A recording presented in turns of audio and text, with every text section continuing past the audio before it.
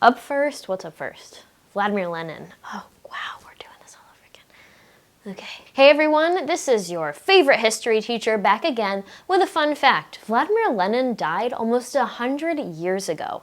He died back in 1924, but for some reason Americans still love him. There's even a statue of him in Seattle. It's crazy to me that Americans would ever see this man in a positive light, so here are 5 things you should probably know about Vladimir Lenin.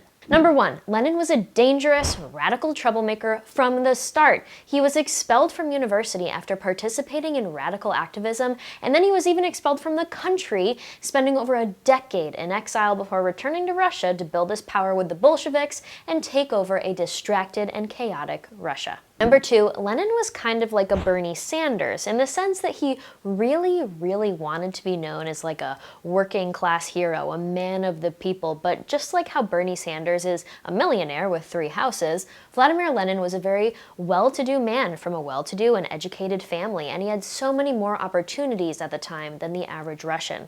He once shared that during the 1891 famine in Russia, thanks to his family's status, he could have helped people who were starving and dying in his own community, but he specifically chose not to. Lenin chose to carry through on a classic tactic of the left, using a crisis to promote and normalize a radical agenda. Lenin later explained that he let people starve and suffer in his home country because he knew in order to get Russians to one day accept his radical plans, they would need to feel so downtrodden, so horrible, and so desperate for change that they'd be willing to accept or even embrace his radical plans for authoritarianism. Number 3, Lenin survived an assassination attempt. He was shot twice by a member of the Social Revolutionary Party after giving a speech at a factory. The assassination attempt led to deeper divisions between the Bolsheviks and their opponents, furthering the Civil War. Which leads me to number 4. Lenin's assassination attempt propelled the Red Terror, an era of suppression and strategic murder of any of the Bolsheviks' political opponents. Lenin wrote to his operatives from his recovery bed in the hospital saying, quote, "It is necessary secretly and urgently to prepare the terror." Ooh.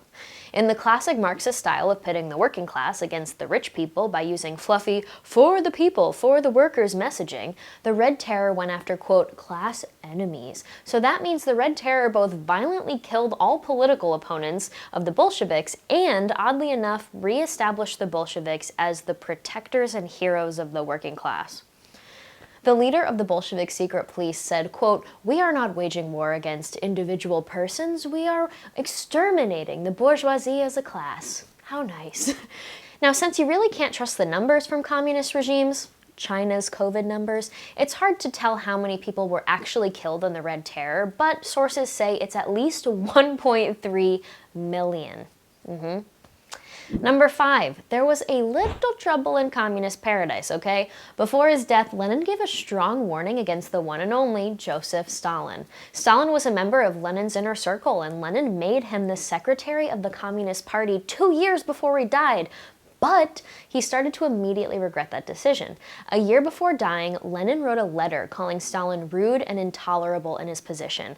Lenin also wrote that he should be replaced with someone less capricious. And even weirder, in another letter, Lenin accused Stalin of calling his wife and abusing her over the phone. But Lenin's pleas to replace Stalin were never answered because Lenin died shortly after, and Stalin went on to become one of the worst dictators of the 20th century. Now you might be asking, Morgan, why the heck are you even telling me these weird tidbits of what happened 100 years ago with these old guys? Well, you know what? The more we understand history and how socialist and communist dictatorships rose up, what they promised the people, and how they maintained themselves, we will be more equipped to make sure that these terrible events do not repeat themselves in our future. Thanks for watching and stay tuned for more videos.